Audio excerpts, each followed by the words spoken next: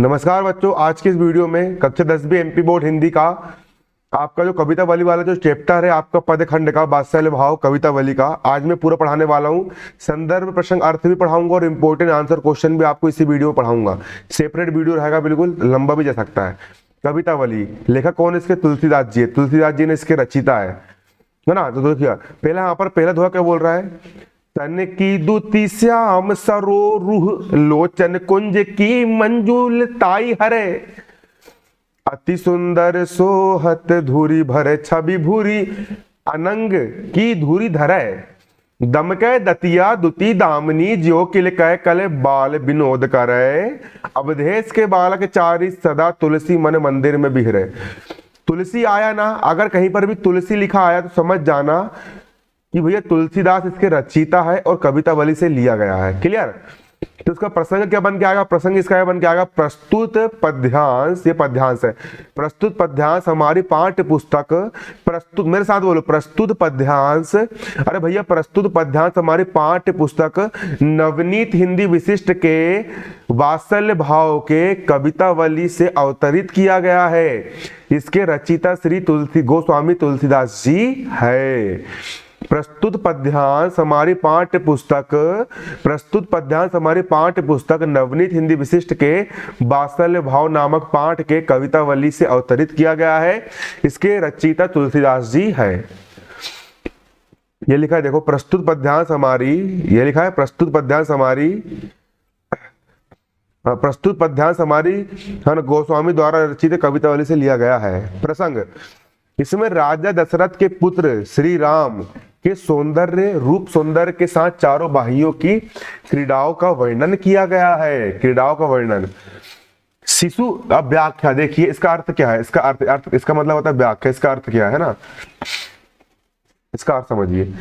शिशु राम के शरीर की कांति नील कमल के समान दमक रही है। जैसे कि नीला कमल दमकता है, उसी प्रकार शिशु राम के शरीर की कांति दमक रही है। उनके नेत्र कमल की सुंदरता को हर रहे हैं। जिस प्रकार कमल खूबसूरत होता है ना, हे भगवान कैसी गला दर्द कर रहा है यार। उनके पढ़ा के गला दर्द करने लगा मेरा यार, 3-4 पेपर ही कवर हुए। उनके नेत्र कमल की तरह सुंदरता को हर रहा है। जैसे कमल के समान उनके नेत्र है भगवान श्री रामचंद्र के। राम सिया राम जय जय राम।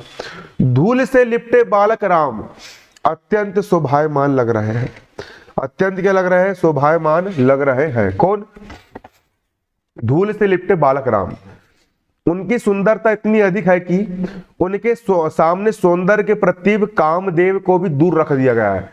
मतलब कामदेव भी उनके सामने फिट नहीं होते, इतने सुंदर लग रहे भगवान राम। उनके छोटे छोटे दांतों की पंक्ति सोच कर देखो, भगवान राम स्वयं साक्षात भगवान राम के बचपन का यहाँ पर वर्णन किया गया है। तुलसीदास जी ने कितने अच्छे से वर्णन। उनके छोटे छोटे भगवान रामचंद्र जी के छोटे छोटे दांतों की पंक्ति ऐसे चमक रही है जैसे बिजलियां कौंधती है। वे किलकारी मारकर बाल सुलभ प्रसन्नता प्रकट करते हुए बड़े मनोहर लग रहे हैं। भगवान राम किलकारी मार रहे हैं छोटे से बालक के रूप में।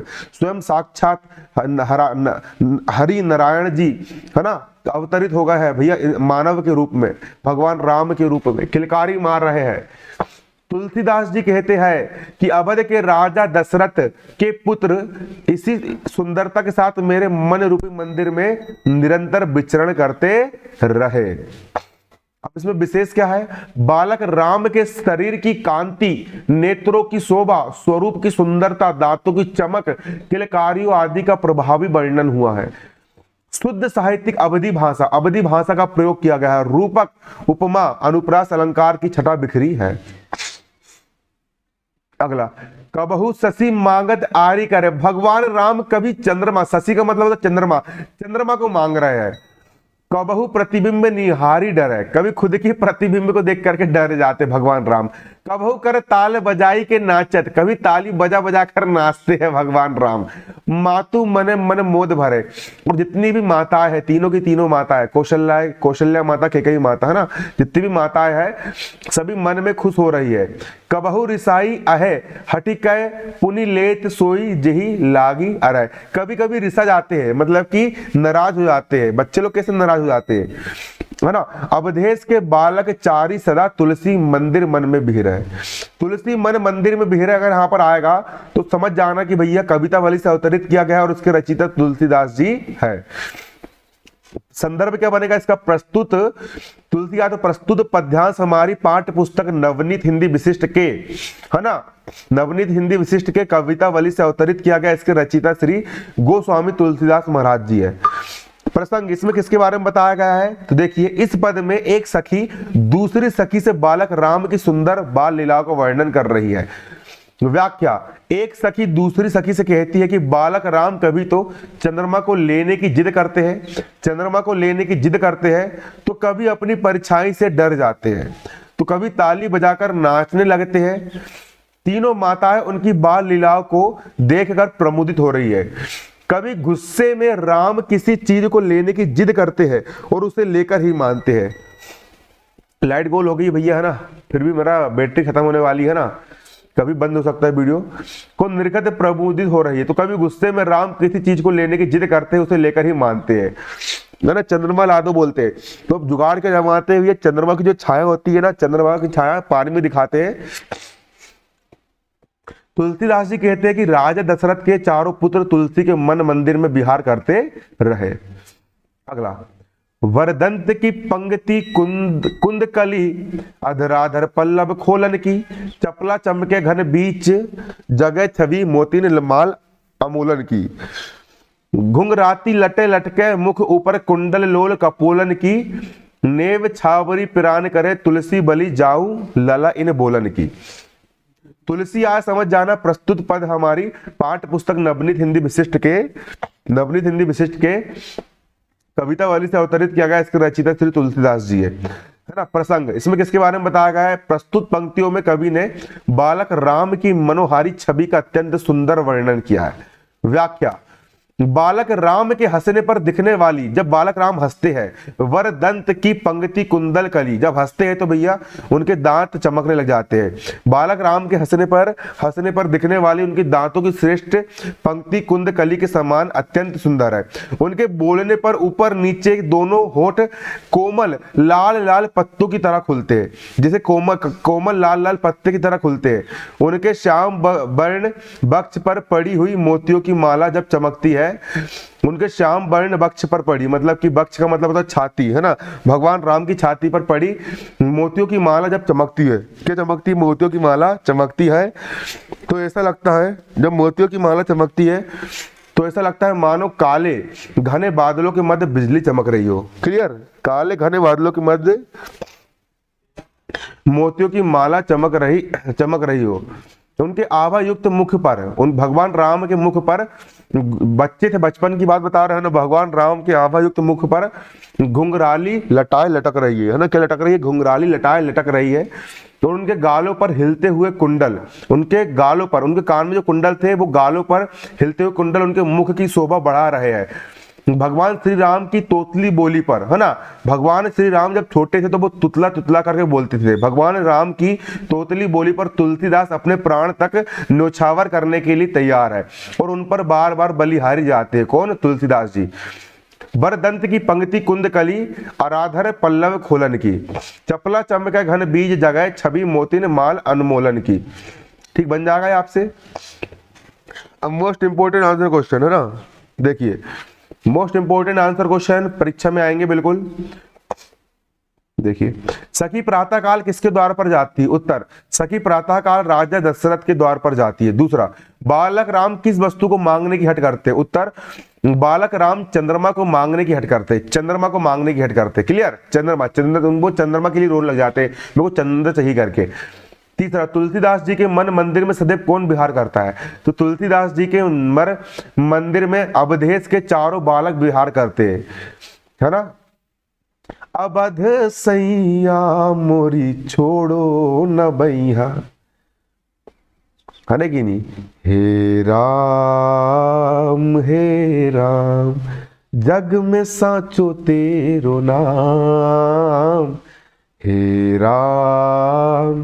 भगवान राम से प्रार्थना करो कि आज का पेपर अच्छा जाए। भगवान राम सबकी कृपा नहीं है, पार लगा देंगे। अगरबत्ती लगा के जाना पेपर देने से पहले, पास हो जाओगे बेटा, है ना। मैं रोज लगाता था, मेरा 90% बना था। प्रश्न 1, तुलसीदास ने बालक राम के किस स्वभाव का चित्रण किया है? तुलसीदास जी ने बालक राम के किस स्वभाव का चित्रण किया है?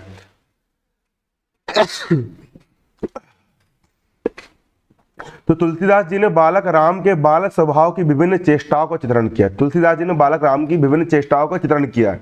तो कभी बालक राम चंद्रमा को मांगने की जिद करते हैं, तो कभी फर्श पर या खंबे पर अपनी परछाई को देखकर डर जाते हैं। जब वे प्रसन्न होते हैं तो ताली बजा बजा कर नाचते हैं। कभी वे गुस्सा हो जाते हैं तो किसी वस्तु को प्राप्त करने की जिद पकड़ लेते हैं, नहीं मेरे को जो होना मतलब होना, और अंत में उस वस्तु को प्राप्त करके ही मानते हैं। इस प्रकार बड़े ही अनूठे ढंग से बाल चेष्टाओं का स्वाभाविक वर्णन कवि ने किया है।